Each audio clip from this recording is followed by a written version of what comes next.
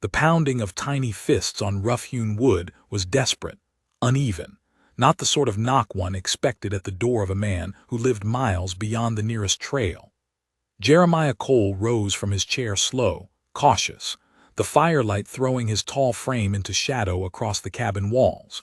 He lived alone because life had shown him more reasons to distrust than to hope, but something in that frantic sound pulled him to his feet before he had the chance to think otherwise. When he pulled open the door, the night rushed in cold and biting, carrying with it the scent of pine and storm. And standing there, shivering against the wind, were two small figures, twins, barely 10 years old, thin as twigs and wrapped in rags that offered no fight against the mountain chill. Their cheeks were red from frostbite, their lips cracked, and their eyes, those eyes gripped him harder than the cold. Wide, wet, hollow with the sort of sorrow a child should never know. The boy spoke first, his voice breaking as though even words had to be forced out. "They said we're worth nothing." His small hands clenched the torn fabric of his coat, and beside him, his sister clung tighter, shaking her head but unable to stop the tears that slid silently down her face. Jeremiah froze. He'd heard many things in these mountains, the cries of cougars, the thunder of avalanches, but nothing struck like that single sentence. Worth nothing.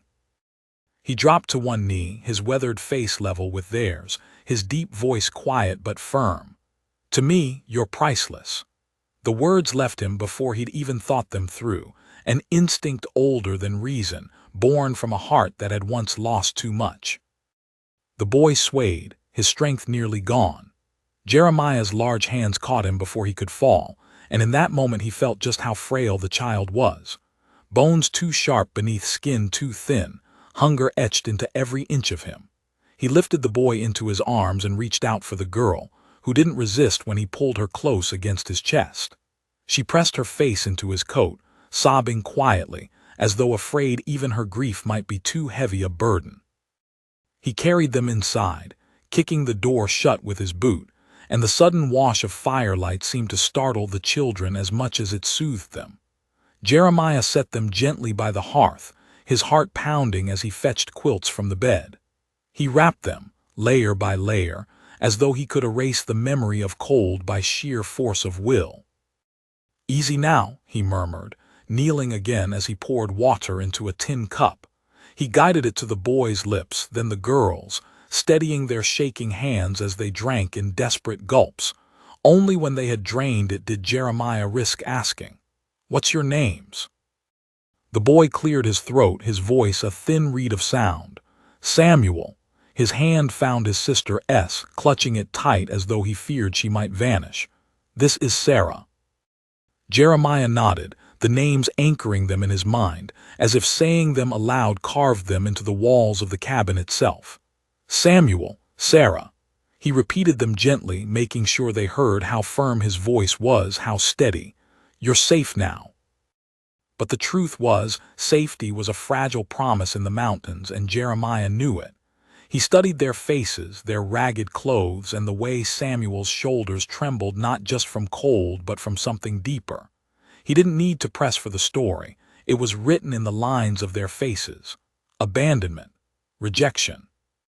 Sarah spoke for the first time, her words little more than a whisper. "They left us at the creek, said somebody might take us, but if nobody did, it didn't matter." Her eyes, wide and brimming, cut into Jeremiah's chest sharper than any blade. For a moment, silence pressed against the cabin walls, broken only by the pop of the fire and the children's soft breaths. Jeremiah closed his eyes, drawing in the weight of their words, and when he opened them, his decision was carved as sure as the stone cliffs outside.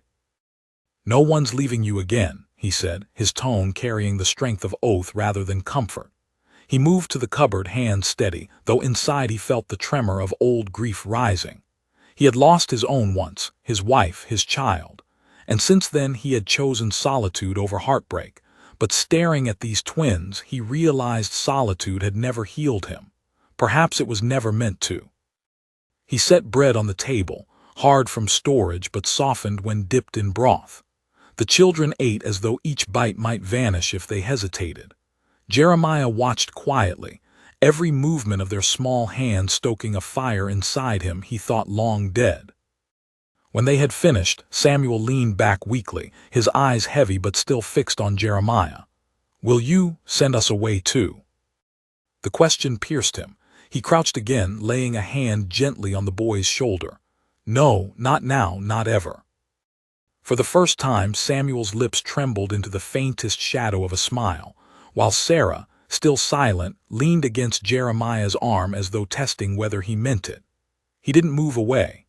He let her lean, let her find in him what she needed most, something solid, unyielding, dependable.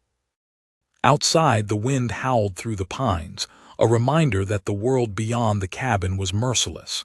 But inside, 3 lives, once broken and adrift, had collided in a way none of them expected. And though Jeremiah knew this was only the beginning, he felt the stir of something he hadn't felt in years: purpose. But purpose often drew trouble like smoke drew wolves, and in the distance, down the ridge where the faint glow of firelight should not have been, movement stirred. Shadows shifting, voices low and mean carried faintly on the wind. Trouble was coming, and faster than Jeremiah or the twins could know. Jeremiah Cole did not sleep that night. He sat by the fire, boots planted firmly on the wooden floorboards, rifle propped against his knee, eyes flicking between the window and the 2 small figures bundled by the hearth. Samuel had curled around his sister, his arms slung protectively across her shoulders, though the boy's body was far too frail to shield anyone from harm. Sarah clutched the hem of her brother's sleeve even in slumber, her tiny chest rising and falling with the shallow rhythm of exhausted sleep. The crackle of the fire filled the silence, but Jeremiah's thoughts roared too loud for rest. He had not asked who had left them nor why, but their words haunted him like echoes against canyon walls. They said we're worth nothing. He had seen the cruelty of men before, had buried his own beneath the cold earth, and yet still the words cut deeper than any winter gale. He leaned forward, running a hand down his beard, his gaze settling on Samuel's bony wrist peeking out from under the quilt. No child should look like that, thin as a shadow, skin stretched tight as though every ounce of him had been stripped away by hunger and despair. Jeremiah's jaw clenched. He remembered his own daughter's laugh, remembered her small hand tugging at his when she wanted to run faster across the meadow. Gone now. Gone too soon. And here before him were 2 others, discarded like refuse, their futures hanging by a thread. His eyes drifted toward the window again. The ridge lay dark and still, but Jeremiah knew the mountains well. Trouble seldom announced itself with fanfare. It crept, it whispered, it waited for weakness. The faint glow he had glimpsed earlier on the horizon had not returned, but unease rooted itself deep in his chest. Someone was out there, and if they had cast these twins aside, they might not take kindly to someone else keeping them alive. The hours dragged until dawn. Jeremiah stoked the fire when it burned low, adjusted the quilts when the children stirred, and paced the cabin floor as though keeping watch over a battlefield. When the first pale light seeped through the cracks of the shutters, he finally let out a breath he hadn't known he'd been holding. Morning had come, but the shadows of night had not left his mind. Samuel woke first, blinking slowly as though even opening his eyes took effort. He sat up too quickly, swaying before catching himself on the edge of the hearth. "Sarah," he whispered. His sister stirred at the sound, nestling deeper into the quilts, her hair tumbling across her face. Jeremiah crossed the room, his steps heavy but careful, and crouched beside them. "She's fine," he said, his voice steady. "Both of you are." Samuel looked up at him, eyes wary but searching. He had the look of a boy already too old for his years, one who had learned not to trust promises easily. Jeremiah held his gaze until the boy looked away, satisfied enough for now. "I'll make something," Jeremiah muttered, standing. He moved to the stove, pulling out strips of dried venison and setting them to warm in a pan with what little fat he had left. The smell filled the room, rich and strong, and soon Sarah sat up too, her eyes bright with hunger. She said nothing, but when Jeremiah set the plates before them, her small hands trembled as she reached for the food. They ate in silence, the only sound the scrape of tin forks against battered plates. Jeremiah ate little himself, watching instead, calculating what he had and what he would need. Winter lingered still, the snows on the higher ridges stubborn against the weak sun, but spring was coming. Game would stir again. The children would need more than scraps if they were to regain their strength. When they finished, Samuel wiped his mouth on his sleeve, then spoke so quietly Jeremiah almost missed it. "Are we staying?" Jeremiah set down his cup. He met the boy's eyes, saw the weight behind the question. It wasn't just about shelter. It was about worth, about whether someone would finally claim them when the world had spat them out. "You're staying," Jeremiah said firmly. "This is your home now." The words seemed to hang in the air, heavier than the smoke curling up the chimney. Sarah's lips parted, her small face trembling with the effort to hold back tears. Samuel lowered his gaze, but not before Jeremiah caught the flicker of something in his expression. Hope, fragile and uncertain, but hope all the same. Before Jeremiah could say more, a sound broke the morning calm. Hoofbeats, distant but steady, echoing faintly through the pines. Jeremiah's entire frame went still. He rose, crossing the cabin in 3 strides, and unhooked the rifle from its place above the door. "Stay here," he said, his voice low but commanding. Samuel froze, clutching Sarah's hand as though anchoring her in place. Jeremiah stepped onto the porch, the boards creaking under his weight. The air was sharp, filled with the scent of melting snow and pine sap. He scanned the ridge. The hoofbeats grew louder, resolving into the shape of 3 riders descending the slope with the easy arrogance of men who feared nothing. They wore coats too fine for the wilderness, broad hats pulled low, and rifles slung lazily across their saddles. The leader rode ahead, his posture loose but his gaze sharp, sweeping the cabin with a predator's calm. Jeremiah recognized the type, men who claimed land and lives with equal indifference, who measured worth by what could be taken. The rider reined in his horse a dozen yards from the porch. He lifted his hat in mock greeting, a smile cutting across his face like a blade. "Morning," he drawled, his voice carrying easily. "Fine little cabin you got here." Jeremiah didn't answer. He stood tall, rifle cradled in his arms, his silence heavier than words. The man's smile widened, though his eyes never warmed. "Name's Malcolm Crow. My brothers and I been riding through these parts. Heard tell of a couple strays left behind near the creek. You wouldn't have seen 'em, would you?" Jeremiah's jaw tightened. Behind him, through the door, he could feel Samuel and Sarah's fear like a current pressing against his back. He kept his face unreadable, his voice flat. "I seen no strays." Crow tilted his head, studying him. "That's so? Shame. Word was they weren't worth keeping, but me, I got an eye for property. Thought I'd collect what was mine." The words sank like stones into the silence between them. Jeremiah's grip on the rifle steadied. He didn't move, didn't blink. "Ain't nothing here that belongs to you." For a moment the 2 men locked eyes, the cold air thick with unspoken challenge. Crow's smile faltered, replaced by something harder, sharper. He leaned forward in the saddle, his voice dropping low. "Careful, mountain man. Things in these woods got a way of vanishing." Jeremiah didn't flinch. "Then best you be on your way before you're one of 'em." The standoff stretched, the wind whistling between the pines, the horses pawing at the snow. Finally Crow chuckled, though the sound carried no mirth. He tipped his hat again, sharp and mocking. "We'll talk again, neighbor." He wheeled his horse around, his brothers following, and the 3 riders disappeared back down the ridge. Jeremiah stood on the porch long after the sound of hoofbeats faded. His knuckles were white against the rifle stock, his jaw set hard. Trouble had found them quicker than he'd feared, and it would return. He knew men like Crow. They didn't give up. They circled like vultures, waiting for weakness, striking when least expected.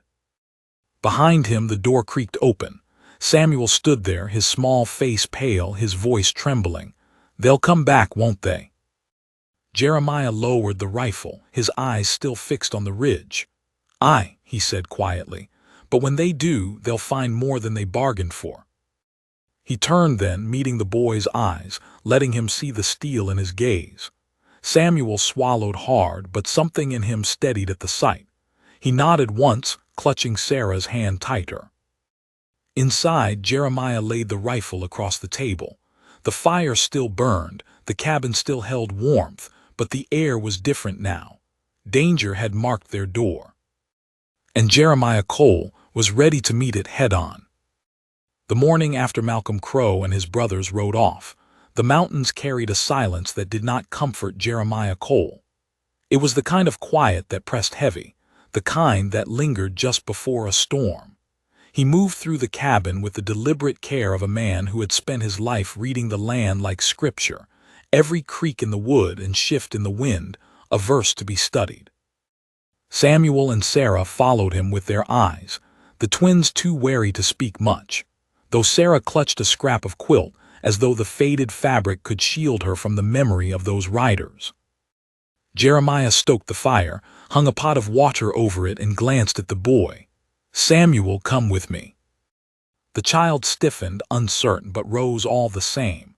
Sarah made a noise, faint and fearful, but Jeremiah's gaze softened as it met hers.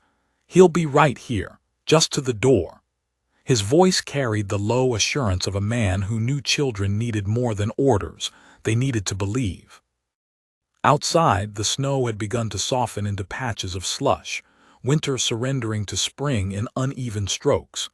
Jeremiah lifted the axe from its place by the woodpile, its edge gleaming faintly in the morning light. He handed it to Samuel, whose small hands trembled as he gripped the handle. "Feels heavy," the boy admitted. Jeremiah nodded. "It should. Work worth doing always does." He crouched, taking the axe back to show the motion, steady, sure, not wasteful. "It ain't about strength. It's about using what you got without losing it to the swing. Watch." The axe came down clean, splitting the log in one sharp crack. Samuel flinched at the sound, but when Jeremiah handed the axe back, the boy set his jaw and tried. His swing was clumsy, the blade biting only partway into the wood, but he did not drop it. He pulled back, adjusted, and struck again. This time the log split, the two halves tumbling apart into the snow. Jeremiah allowed himself a grunt of approval. "Good. You keep at it, and one day you'll do it smoother than me." Samuel's lips tugged into something almost like pride, fleeting but real. Behind them, Sarah's face peeked through the doorway, her eyes wide. For the first time since she'd arrived, her gaze wasn't only full of fear, it carried a spark, faint but alive. The moment didn't last. Jeremiah's ears caught the sound of crows wheeling overhead, their harsh cries echoing down the valley. He straightened, his eyes narrowing as he scanned the ridge. No riders in sight, but he knew better than to be soothed by absence. Men like Malcolm Crowe didn't leave matters unfinished. He ushered the children back inside, where the fire's warmth fought against the creeping unease that had settled over the cabin. Jeremiah's hand lingered on the rifle by the door. "We'll need to be ready," he murmured, more to himself than to them. Samuel caught the words anyway, "for them." Jeremiah didn't answer right away. He crouched by the fire, stirring the pot of thin stew before finally looking the boy in the eye.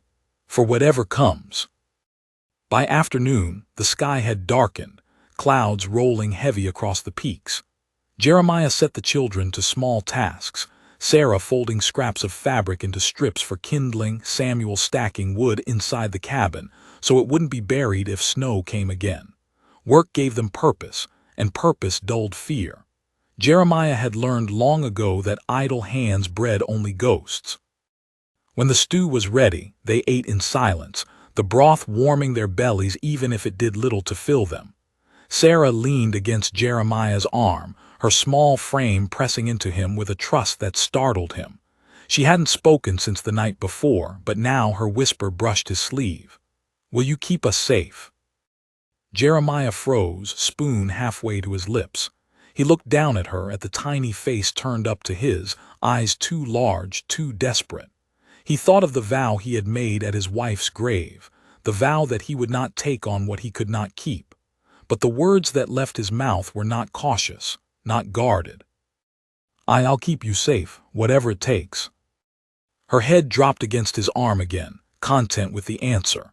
Samuel's eyes, however, lingered, skeptical but longing. The boy wanted to believe, but belief had been stolen from him too many times already. Jeremiah felt the weight of that stare and knew he would have to prove his words not by promise but by action. Night came early beneath the storm clouds. Jeremiah sat by the window, his rifle across his lap, watching the tree line. The children slept near the hearth again, their breathing soft against the crackle of the fire. It was past midnight when the first sound reached him. Not hoofbeats this time, but the faint crack of a branch breaking beneath weight. Jeremiah's body tensed, his eyes sweeping the darkness. The snow reflected just enough light for him to see shadows shifting between the trees, too deliberate to be wind. He rose silently, every movement controlled. He didn't wake the children. Instead, he stepped to the door, easing it open just enough to peer out. The cold air knifed through the warmth, carrying with it the smell of smoke, faint but present. Somewhere beyond the ridge, a fire burned where no fire should. Then came the voices. Low, hushed men's tones carried thin by the wind. Jeremiah couldn't make out the words, but the cadence told him enough. They were circling, testing the ground. He shut the door, securing the latch, and crossed back to the hearth. Samuel stirred, eyes opening blearily. "What is it?" Jeremiah crouched low, his hand firm on the boy's shoulder. "Quiet now, both of you. Stay close to the fire. No matter what you hear, you don't move till I say." Fear flickered in Samuel's eyes, but he nodded, pulling Sarah closer. Jeremiah stood, his rifle steady in his grip, his frame blocking the children from the door. Minutes stretched, each one sharper than the last. The shadows outside pressed closer, the voices edging nearer, and Jeremiah knew the storm he'd feared had finally reached his door. When the first knock came, it wasn't desperate like the twins. It was deliberate, heavy, the kind of sound made by men who expected the world to bow. Jeremiah's heart hammered, but his face was stone. He leveled the rifle at the door, every muscle taut. The children clung to each other, eyes wide, breath shallow. And in that moment, Jeremiah Cole made his choice, not just to defend, but to stand. For the first time in years, he had something worth fighting for again. The door creaked under the weight of another knock. A voice followed, smooth and mocking. "Evening, neighbor. We came for what's ours." The second knock shook the frame harder, reverberating through the cabin like the thud of a war drum. Jeremiah Cole stood rooted, the rifle braced against his shoulder, his finger brushing the trigger but not pulling. The fire cracked behind him, casting his shadow tall and jagged across the wall, and in its glow the twins huddled together beneath the quilts, Samuel's arm locked around Sarah as if his thin body could shield her from what waited on the other side. The voice came again, calm and cold, like a man delivering news he already believed was law. "No use barring us out, mountain man. Those young ones don't belong to you. They've got a debt to pay, and debts always come due." Jeremiah's jaw tightened. He knew the kind of men who spoke like that, men who claimed ownership of what could never belong to them, men who twisted human worth into something measured in coin or cruelty. He stepped closer to the door, his voice low but thunderous in its certainty. "They don't belong to you, nor to any man. They're children, and they're mine now." For a moment silence hung thick as frost, broken only by the horses shifting outside, their hooves crunching in the snow. Then a chuckle, dark and humorless. "You'll regret saying that." The door rattled under a sudden blow, wood groaning against the force. Sarah gasped, burying her face against her brother's shoulder, while Samuel's eyes darted to Jeremiah, searching for some sign that the world wasn't about to break apart. Jeremiah did not move. He adjusted his stance, his broad shoulders set, his voice steady as stone. "You push through that door, you won't leave on your feet." Another pause, then the sound of retreating footsteps, muffled voices, and the crunch of boots circling the cabin. Jeremiah's gut clenched tighter. They weren't gone. They were testing, searching for weakness. He crossed to the window, the rifle still in hand, and eased the shutter just enough to see the faint shape slipping between the trees. 2, 3, maybe more, too many for comfort. He let the shutter fall closed and turned back to the twins. Samuel was pale, his lips pressed tight, but his voice shook as he forced the words out. "Are they gonna take us?" Jeremiah crouched low so his face was level with theirs. "Listen to me, both of you. No one's taking you. Not while I breathe. You're worth more than those men could ever reckon." He let the words sink, made sure Samuel saw the steel in his gaze, made sure Sarah felt the warmth in his hand as it steadied hers. A crash split the night. The back of the cabin shuddered where a shoulder or boot had slammed against the logs. Jeremiah rose in a flash, striding across the room to brace the door with a heavy beam of wood. The children flinched, but Jeremiah didn't let fear bleed into his movements. He moved like a man who had been preparing for this his whole life. The attackers weren't subtle now. Another slam rattled the shutters, then the scrape of steel against the frame, probing for weakness. Jeremiah's mind spun quick, calculating. He had food and water enough for days if they had to wait it out, but the cabin was small, and men with fire could make short work of wood. Another voice rang out, this one from behind the cabin, sharp with authority. "Crow says bring them out. Don't matter if you burn him with it." Jeremiah's blood iced. Fire. They meant to smoke him out. He moved fast, pulling the children to their feet. "Samuel, Sarah, listen to me. We go down through the root cellar. Stay quiet, stay close." The boy blinked, trembling. "What about you?" Jeremiah's eyes flicked to the rifle, then back to the children. "I'll be right behind you, but you don't stop, not for anything. You understand?" Samuel swallowed hard, then nodded, clutching Sarah's hand so tight her knuckles whitened.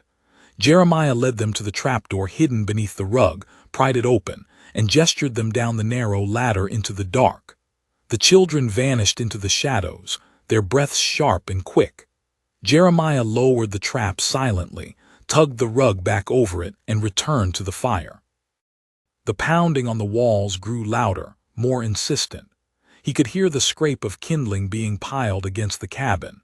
His chest tightened at the thought of flames licking the logs, but his eyes burned hotter.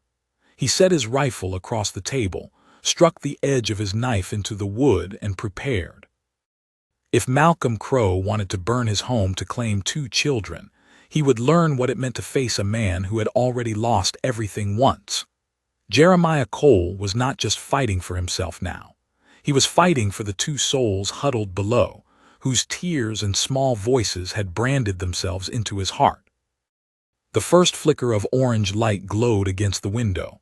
Smoke seeped faint through the cracks, the smell bitter and sharp. Jeremiah raised the rifle, aiming through the shutter, and fired. The blast echoed across the mountains, the recoil thudding against his shoulder. A cry split the night, one of the shadows collapsing in the snow. The others cursed, their footsteps scattering, but Jeremiah did not lower the weapon. He fired again and again, each shot controlled, each one a warning carved into the dark. The horses screamed, hooves pounding as they bolted into the trees. Then silence, not the silence of peace, but of men regrouping, reconsidering. Jeremiah's chest heaved, his breath white in the cold air, his eyes never leaving the tree line. Minutes stretched into hours. The smoke thinned, the fire outside dying as quickly as it had been set, abandoned when the men fled into the dark. Jeremiah stayed by the window until dawn light bled pale across the horizon, the rifle still warm in his hands. Only then did he move, lifting the rug, prying open the trapdoor. 2 wide-eyed faces stared up at him, pale and trembling. Sarah clung to Samuel so tightly it seemed her small body might vanish into his. Jeremiah extended his arm, voice hoarse but steady. "It's over, for now." Samuel climbed up first, then pulled his sister behind him. They stood in the cabin, eyes darting between the blackened wood outside the window and the rifle still clutched in Jeremiah's grip. Sarah's voice was the first to break the heavy quiet. "They'll come back." Jeremiah crouched again, pulling the children close, one arm around each thin shoulder. "I," he said softly, "but so will I every time. You hear me? You're worth more than their threats, more than their greed. You're worth my life if it comes to that." For the first time, Samuel leaned against him willingly, the boy's frail body sagging with exhaustion but his trust beginning to take root. Sarah buried her face in his chest, and Jeremiah held them both, his broad hands covering their small shoulders like a shield. He knew Crow would return. Men like him always did. But Jeremiah also knew something else. He was no longer standing alone. And that, he thought as the morning sun broke over the peaks, made all the difference. The sun climbed slow, dragging light across the snow-draped peaks, but Jeremiah Cole felt no relief in its pale warmth. The night had passed, the cabin still stood, the children still breathed, but it was only a reprieve. Malcolm Crow had tasted defiance, and men like him never left it at that. They returned, harder, crueler, until they had taken what they claimed. Jeremiah had seen it before, in towns that no longer stood, in families long buried. Samuel and Sarah ate quietly that morning, their eyes never straying far from the blackened smears against the cabin wall where the fire had licked but failed. The boy chewed with slow, deliberate bites, as though forcing himself to prove he was not afraid. The girl's hands trembled around her spoon, though she tried to hide it behind lowered lashes. Jeremiah said little. He let them eat, let them draw what strength they could from the stew, while his own mind mapped the ridge in grim silence. After the meal, Jeremiah set the bowls aside and rose, taking his coat and rifle. "We'll need more wood, and I want eyes on the trail," he said, his voice even. "Samuel, you come with me. Sarah, stay in the cabin. Don't open the door unless it's my voice." Sarah's lips pressed together, but she nodded. Samuel swallowed, glancing at his sister before standing. The boy looked small in the oversized coat Jeremiah had given him, but his chin lifted with a stubbornness that pulled at Jeremiah's chest. Outside, the air was sharp with the tang of melted snow. The ground slushed beneath their boots, the thaw loosening the soil around the cabin's foundation. Jeremiah handed the axe to Samuel and knelt by the woodpile, guiding the boy's hands until the swing landed true. Each strike was clumsy, but Samuel gritted his teeth and kept at it, sweat breaking across his brow in the cold air. Jeremiah said nothing, only stood nearby, eyes scanning the ridge while the thud of the axe marked the passing moments. When the boy's arms finally shook too much to lift the blade again, Jeremiah took it back and split the last log himself, the sound cracking sharp across the valley. He stacked the wood neatly, then motioned Samuel toward the trail. They climbed the ridge in silence, the boy keeping close at his side, his breath puffing white in the air. Jeremiah's eyes swept the horizon with every step. Tracks marred the snow where Crow's men had circled the night before, bootprints deep and careless, as if they believed no one would challenge them. Jeremiah crouched, brushing his fingers across the indentations, noting the direction they had fled. South, toward the lower valley, toward Crow's camp. "Are they gone?" Samuel asked quietly, his voice catching. Jeremiah shook his head. "No, just waiting." The boy frowned, his small jaw tightening. "Why us? Why do they want us?" Jeremiah straightened, looking out across the stretch of wilderness. He didn't answer right away. How did a man explain greed to a child, explain how cruelty turned people into something less than human? Finally, he spoke, his voice low but firm. "Because they see the world in coin and weight. They look at you and see what can be sold or used, but they don't see truth, they don't see what you're worth." He turned, kneeling so his eyes met Samuel's. "You're worth more than their kind will ever understand. And you'll see it one day, but for now you trust me." Samuel nodded slowly, though doubt lingered in his gaze. Trust was not a thing easily given after betrayal. Jeremiah knew that better than most. Still, the boy's hand tightened around the hem of his coat, and that small gesture spoke louder than any promise. By the time they returned to the cabin, Sarah had stoked the fire higher, her small face flushed with the effort. She looked up at them with wide eyes, relief flickering across her features. "You came back," she whispered. Jeremiah set his rifle aside, brushing snow from his shoulders. "I said I would." They ate a thin meal of bread and broth at midday, the children quiet but watchful. Afterward, Sarah crept closer to Jeremiah, her voice small. "Will you tell us a story?" The question caught him off guard. It had been years since anyone asked such a thing. He leaned back in his chair, staring into the fire, memory pulling at him like an old scar. He thought of his daughter, her laugh, her tugging at his sleeve with the same request. He cleared his throat, his voice rough when he finally spoke. "There was once a hawk that lost its wings," he began slowly. "The other birds told him he was useless, said he'd never fly again. But the hawk didn't believe them. He walked the ridges, he learned the ground, he waited for the wind. And one day, when the storm came strong, he spread what wings he had left, and the wind carried him higher than the others ever dreamed." Sarah's eyes glistened, her lips parting in a soft breath. Samuel frowned, studying him with suspicion. "Is that true?" Jeremiah gave a faint smile, one corner of his mouth lifting. "As true as you make it." Silence followed, but it was not heavy. It settled warm, like the crackle of the fire. The warmth did not last. By evening the air grew restless, the wind carrying the scent of smoke once more.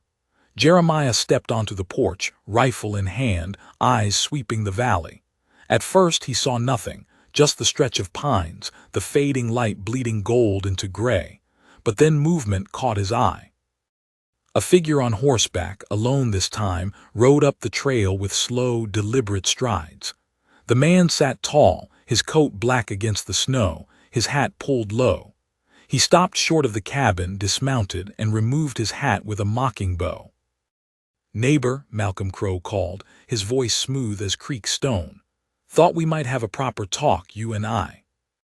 Jeremiah stepped forward, his stance broad, the rifle steady. "Talking was last night. You chose fire instead." Crow smiled, teeth flashing white in the dim. "A misunderstanding.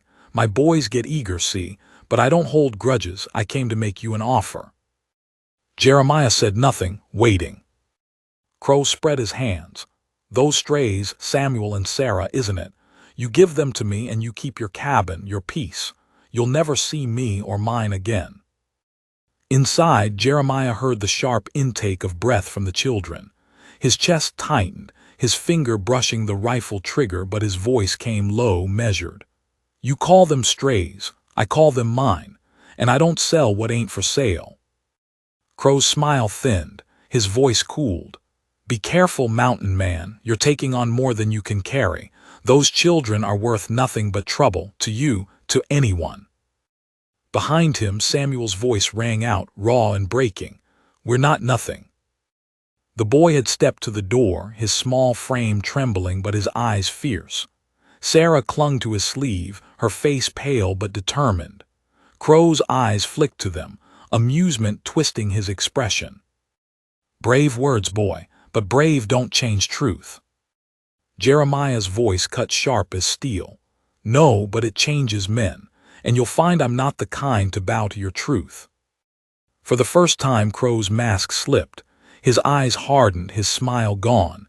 He pulled his hat back on, his movements precise. "So be it. You've chosen your side, but sides mean war, and war don't spare children." He mounted his horse, turned it with a jerk of the reins, and rode back down the trail, his figure vanishing into the gathering dark. Jeremiah lowered the rifle but did not let the tension leave his body. He turned back to the twins, who stood frozen in the doorway, their breaths shallow. He crouched, taking their shoulders in his broad hands. "You hear me now," he said, his voice deep, steady. "You are not nothing, you never were, you're priceless, and no man like Crow will ever make me believe otherwise." Samuel's chin quivered, but his eyes held fast to Jeremiah's. Sarah leaned against him, tears slipping silent down her cheeks. Jeremiah pulled them close, his arms wrapping around both, and for a moment the weight of the world eased. But only for a moment. For somewhere in the valley below, Malcolm Crow was gathering his men, and Jeremiah knew the storm was only beginning. The cabin grew quiet again after Malcolm Crow rode off, but it was the kind of quiet that weighed heavy, full of waiting. Jeremiah Cole paced before the fire, boots scuffing against the floorboards, his thoughts circling like wolves. He knew Crow would return, and not alone this time. Men like him didn't bluff. They pressed and pressed harder until they broke whatever stood in their way. Jeremiah had seen it in the wars, in the towns that rose and fell, in the graves that dotted the land like broken teeth. Samuel sat close to the fire, sharpening a stick with the small knife Jeremiah had given him earlier. The boy's jaw was tight, his movements clumsy but determined. Every few minutes he looked up, eyes flicking toward the door as if he expected it to burst open.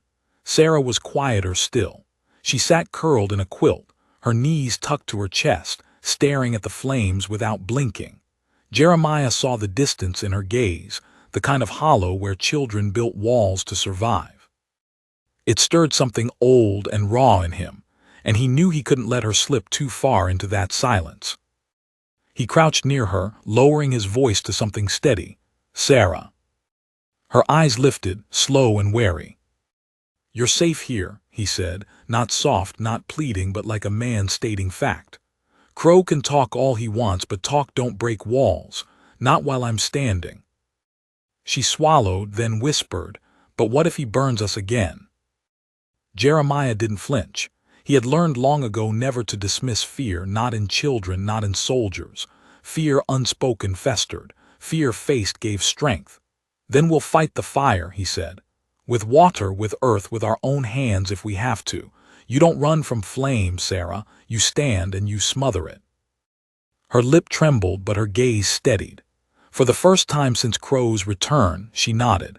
Jeremiah gave her shoulder a small squeeze, then rose, turning back to the fire. The next 2 days passed in restless labor. Jeremiah fortified the cabin, moving logs against the walls, digging shallow trenches where smoke could be channeled away if fire returned. He had Samuel carry water from the creek, filling barrels and buckets until his arms shook from the effort. The boy never complained, though his breath came sharp and ragged. Sarah helped in her own way, tearing old fabric into strips for torches, gathering pine resin for fire starter.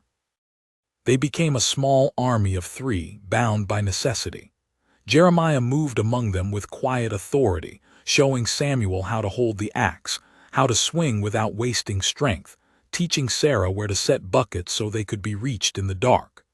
At night, when the children collapsed against the quilts in exhaustion, Jeremiah sat awake by the door, rifle across his knees, listening to the sounds of the mountains. The woods spoke if a man knew how to listen. The rustle of branches, the shift of snow, the distant call of wolves. And beneath it all, Jeremiah sometimes heard other things, faint, low, the murmur of men's voices carried on the wind. Crow's men were out there, circling, waiting for their chance. On the 3rd evening, the chance came. It began with a howl. Not wolf, not coyote, but a man's voice drawn long and low across the valley, a sound meant to unsettle more than to signal. Samuel jerked upright from where he had been dozing near the fire, his knife clattering to the floor. Sarah whimpered, clutching the quilt tighter. Jeremiah rose, rifle in hand, his body already moving to the door. He pushed it open and stepped onto the porch. The night was clear, the moon bright against the snow, and the shadows of riders moved at the edge of the trees, 5, maybe 6, their shapes shifting as they circled. One of them let out another howl, answered by laughter that cut sharp through the cold air. Jeremiah's voice carried steady, "Show yourselves." From the line of trees, Malcolm Crow rode forward, his black coat a smear against the white. He reined his horse just beyond the yard, the others fanning out behind him. "Mountain man," Crow called, his tone smooth, mocking. "I told you we'd talk again. I came polite last time. Tonight I came for what's mine." Jeremiah lifted the rifle, aiming square at Crow's chest. "You turn that horse around, or you'll find out what's mine." Crow chuckled, but his eyes glittered cold. "Brave words from a fool with 2 strays at his feet. You think you can keep them. You can't even keep fire off your roof." Behind Jeremiah, the door creaked. Samuel had stepped out, his small hand clutching the stick he'd sharpened, his body trembling but his chin high. Sarah hovered in the doorway, pale as moonlight. Crow's gaze flicked to them, his smile widening. See, even the little rats know where they belong. They were tossed once already. What's one more? Samuel's voice broke out, high and shaking but fierce. We're not rats, we're not nothing. Crow laughed, a cruel sound. Not nothing. Boy, you're less than nothing, you're scraps, and scraps get thrown to the dogs. Jeremiah's voice thundered back, raw with fury. You'll not speak that way of them again, not while I draw breath. The men behind Crow shifted, rifles glinting faintly in the moonlight. Crow leaned forward in his saddle, his smile gone now, replaced by a thin blade of hatred. Then your breath runs short tonight. He snapped his hand down, and the first shot cracked the night. The cabin erupted in chaos. Bullets slammed into the logs, splinters flying as Samuel cried out, ducking behind Jeremiah's legs. Sarah screamed, clutching the doorframe. Jeremiah fired back, the rifle roaring in his hands, one rider tumbling from his horse with a shout. Inside, Jeremiah bellowed, shoving Samuel and Sarah back through the door. He followed, slamming it shut, throwing the heavy beam across. The children huddled by the hearth, eyes wide, as bullets punched into the walls, thudding deep into the wood. Jeremiah reloaded with swift, practiced hands, his jaw set like stone. He fired through the shutter, another shot finding its mark. The scream outside was swallowed by the roar of horses bolting. Crow cursed, his voice carrying. Burn him out, now. Jeremiah's heart hammered. He could smell resin and smoke already. They meant to finish what they'd failed the first time. He turned to the children, his voice fierce. Down, cellar, now. Samuel shook his head, tears streaking his face. Not without you. Jeremiah grabbed his shoulder, eyes burning into the boy's. I'll be there, but you keep your sister safe. That's your fight tonight. Samuel's lip trembled, but he nodded, clutching Sarah's hand as they vanished down into the trapdoor. Jeremiah turned back to the fire, his rifle steady, his body braced against the coming storm. The flames licked higher outside, their glow seeping through the shutters. Smoke pressed against the logs, searing his lungs, but Jeremiah Cole did not falter. He stood alone at the door, every line of his frame declaring what his words had already sworn. They had said the twins were worth nothing. Tonight, he would show them that nothing was worth more. Smoke thickened against the walls until every breath Jeremiah Cole drew burned like fire in his chest. The attackers had piled resin-rich pine branches against the logs, and the flames crackled with hungry speed, chewing at the outer walls like wolves at a carcass. The cabin shuddered under the assault, sparks raining down the chimney, ash floating across the room like ghostly snow. Jeremiah dragged a heavy bucket from the corner and doused the wall where the smoke pressed hottest, the water hissing as it met the heat. He worked fast, methodical, his mind dividing the fight into steps. Hold the fire, hold the children, hold the line. Outside, Crow's men whooped and shouted, their voices carried sharp across the night. But Jeremiah ignored them. His world had narrowed to the walls of the cabin and the small lives hidden below. He fired through the shutters again, his shot cracking through the chaos. A rider's scream followed, then silence, then the sound of hooves pounding away. For every man he felled, though, more pressed on. Crow had brought not just arrogance tonight, but numbers. Jeremiah knew what that meant. He couldn't outlast them by bullets alone. He stumbled back to the trapdoor, pried it open just enough to see Samuel's pale face in the dark. Stay down. Don't move, no matter what you hear. The boy's eyes were wide, wet with smoke and fear. Pa, he caught himself, his lips trembling at the word, but it slipped out anyway. Don't leave us. Jeremiah's chest tightened. He pressed a hand to Samuel's shoulder, rough and firm. I'm not leaving. I'll drag the mountains down before I leave you. He lowered the trapdoor again, forcing himself back to his feet. Outside, Crow's voice rose above the others, furious now. Smoke him out. I want those brats by morning. The men cheered, their torches flaring brighter. The fire climbed higher, licking up the walls, smoke choking the cabin until Jeremiah's eyes watered. He coughed hard, spat black, and staggered to the back wall. The trenches he dug days ago helped some, channeling the smoke away, but it wouldn't hold forever. The logs were drying fast, ready to ignite. Jeremiah's mind raced. If the fire took the cabin, the children would suffocate before Crow ever laid a hand on them. He couldn't hold the cabin, not anymore. He had to move. With swift steps, he shoved the table aside and pried open the second trapdoor he'd dug years before, leading not to the cellar but to a narrow crawl space that tunneled out beneath the foundation. It had been meant as a hunter's escape, a way to slip unseen into the trees. Tonight, it was salvation. He returned to the first trapdoor and pulled it open. Smoke poured in, but he ignored it, gesturing sharply. Out, now, through the tunnel. Samuel clambered up first, coughing hard, dragging Sarah behind him. She stumbled into Jeremiah's arms, her small body trembling, eyes wide with terror. Jeremiah wrapped his coat around her, shielding her from the worst of the smoke, then pushed them both toward the second trapdoor. Crawl, don't stop till you see trees. Go. Samuel obeyed, dropping to his knees and pushing forward, his hand gripping Sarah's wrist tight. She followed, her sobs muffled against her sleeve. Jeremiah ducked in after them, dragging the trap closed behind him. The tunnel was cramped, the air thick with dirt and smoke seeping down from above, but it was dark, hidden, a vein through the mountain that no man outside would see. They crawled for what felt like miles, the sound of their breaths rasping against the earth. Jeremiah's shoulders scraped the beams, his rifle banging against the narrow walls, but he pressed on, his voice low and steady behind them. Keep moving, don't stop, just a little more. At last the tunnel sloped upward, the packed earth giving way to roots and pine needles. Jeremiah shoved hard against the hatch and it gave, spilling them out into the forest beyond. Cold night air hit them like a blessing. The twins collapsed onto the ground, gasping, their faces streaked with soot. Jeremiah hauled himself out behind them, dragging the hatch closed, and scanned the tree line.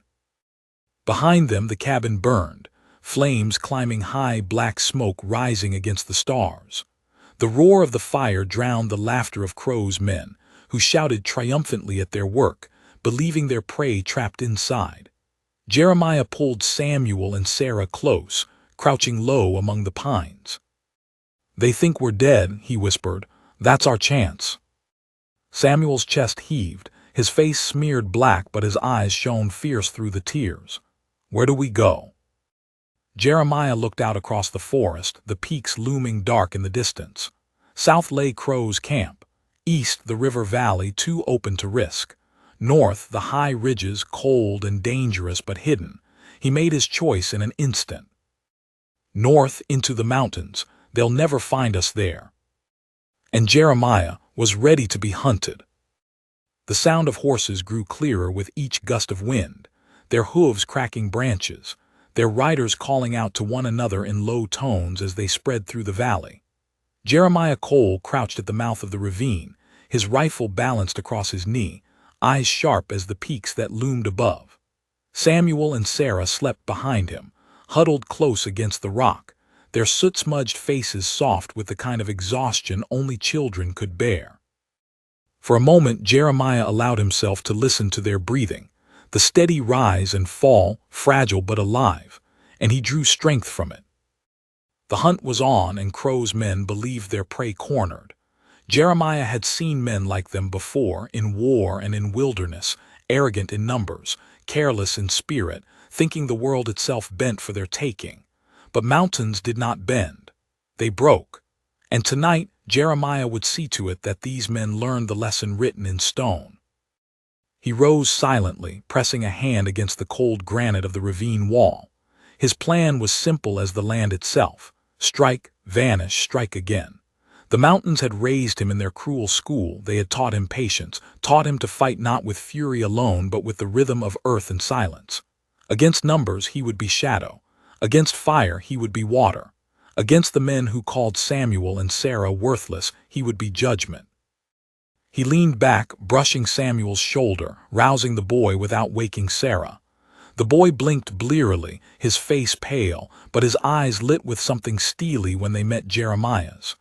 "They're coming," Samuel whispered. "Aye," Jeremiah said. He handed the boy a small bundle flint, a strip of dried meat, a skin of water. "You keep your sister close. If I don't come back quick, you take her further up the ridge. Find a cave, a hollow, anything. You hold till I find you." Samuel's lip trembled. "What if you do?" Jeremiah's gaze held firm, fierce as the fire he felt in his chest. "Then you keep her safe. That's your fight, boy, and you'll not fail it." Samuel swallowed hard, then nodded, clutching the bundle tight. Jeremiah ruffled the boy's hair once, an old, almost forgotten gesture, and turned back to the forest. The riders drew nearer, their torches smearing the dark with orange light, their laughter cruel. Jeremiah slipped into the trees, moving low and silent, the snow muffling his steps.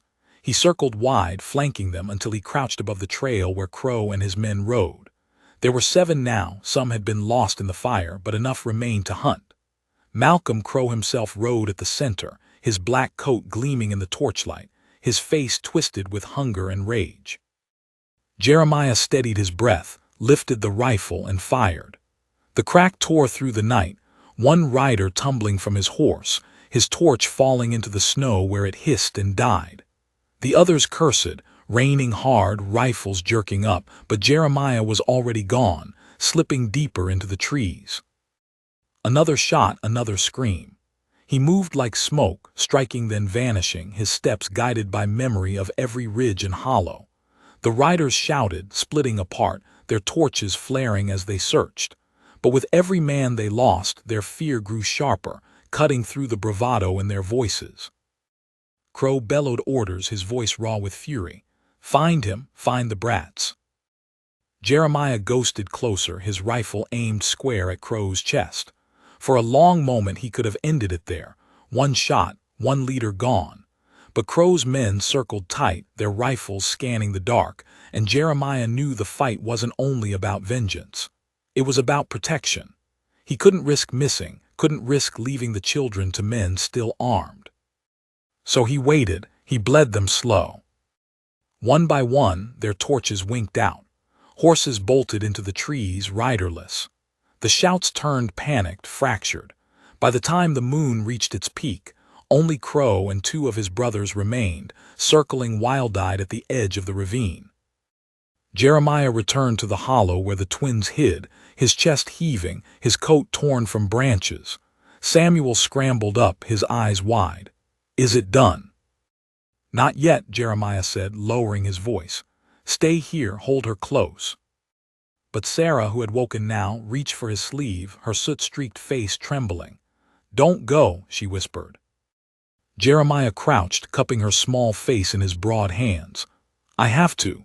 But hear me, Sarah, you are worth this fight, worth every breath, every scar, don't you forget that." Tears spilled down her cheeks, but she nodded, pressing her forehead against his chest for a fleeting second before letting him go. The final clash came in the clearing just below the ridge.